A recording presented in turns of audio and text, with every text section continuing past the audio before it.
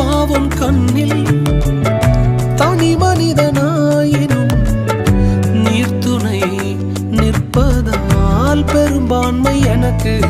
அட ஊர் என்ன சொன்னாலும் பாரதர் நின்னாலும் பிள்ளையெல்லாம் நான் உமக்கு.